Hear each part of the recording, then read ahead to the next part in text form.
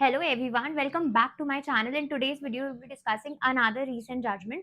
So, अगर आपका कभी भी चेक बाउंस हुआ है, कहाँ पर आप कंप्लेंट करोगे? कौन सी कोर्ट होगी जो कि चेक बाउंस के केसेस में जिसके पास जुरिस्डिक्शन होगा? दो जगह यहाँ पे रेलेवेंट है। एक तो जब भी आपको चेक आपने रिसीव किया to receive some amount of money, तो आप उसको जाके बैंक में प्रेजेंट करते हो और फिर वो आपके अकाउंट में इन कैश होता है।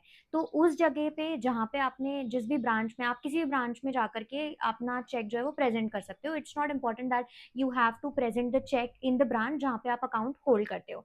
तो अगर आप किसी भी ब्रांच में जाकर अपना चेक जमा करते हो, तो क्या उस पर्टिकुलर ब्रांच में जहाँ पे आपने प्रेजेंट किया, उस पर्टिकुलर जगह के ऊपर जिस भी कोर्ट का जुरिस्डिक्शन है, या तो आप वहां पर कंप्लेंट फाइल करोगे, या फिर आपको जरूरी है कि कंप्लेंट वहीं पर फाइल करनी है जहां पर जिस बैंक ब्रांच में आपका अकाउंट है, प्लस जिस कोर्ट का उस पर्टिकुलर ब्रांच में जुरिस्डिक्शन है।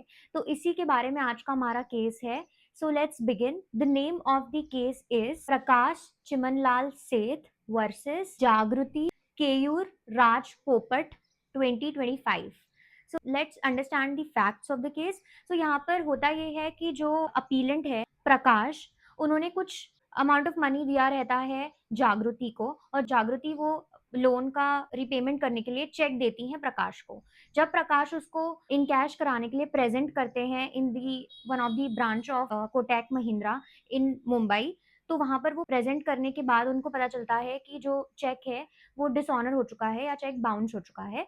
तो इसके लिए वो कंप्लेन करते हैं मैंगलोर की कोर्ट में, जहाँ पे उनका ओरिजिनल अकाउंट वो होल्ड करते हैं।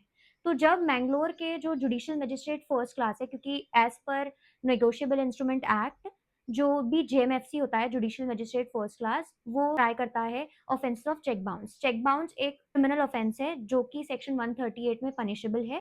There is 2 years of punishment that is given under section 138, or either you have to pay double the amount of the check.